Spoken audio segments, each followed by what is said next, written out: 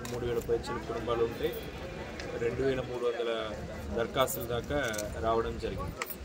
So మీకు ఎవరికైనా కూడా ఎలాంటి డౌట్ ఉన్నా కూడా మీరు ఇక్కడ వచ్చి మీకు హెల్ప్ డెస్క్లు ఏర్పాటు చేశాము, ఇక్కడ వచ్చి అడగవచ్చు. ఎట్లా అవుతుందో ఏమవుతుందో అని భయపడాల్సిన అవసరం లేదు.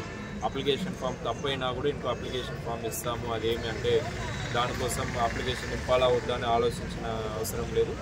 తీసుకొచ్చి మీరు ఇక్కడ వస్తే మీకు అన్ని విధాలుగా హెల్ప్ చేయడానికి మీ ప్రతి ఊరిలో కూడా మీ అధికారులు ఉంటారు. వాళ్ళు మీకు మొత్తం కూడా సహకారం అందిస్తారు. అట్లనే ఆ ప్రజాపాలన సభ రోజు వచ్చి ఇవ్వడం మాత్రం కాకుండా ఫర్దర్గా కూడా 6వ తారీఖు దాకా అక్కడనే గ్రామ పంచాయతీ కార్యాలయంలో కానీ మున్సిపల్ కార్యాలయంలో కానీ మీరు సమర్పించగలరు. రేషన్ కార్డులో కానీ అడ్రస్ వేరే ఉంది, లేకపోతే నా పేరు ఎక్కలేదు, అట్లాంటిది ఉన్నా కూడా పర్లేదు. మీరు 6 గ్యారంటీస్కి అప్లై చేయడానికి అదేమి అడ్డుగా రాదు.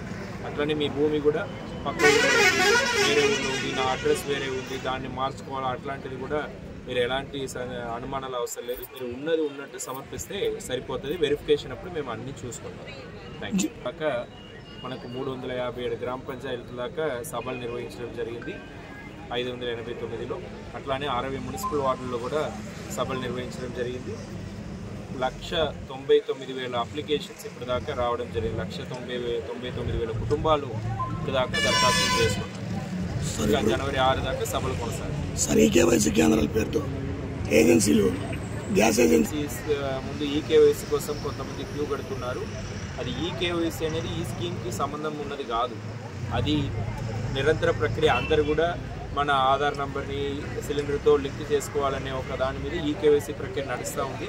అది సంవత్సరం మొత్తం కూడా జరుగుతుంది. అదేమో ఈ స్కీమ్కి అది కంపల్సరీ అనుకొని ఎవరు క్యూ కట్టాల్సిన అవసరం లేదు.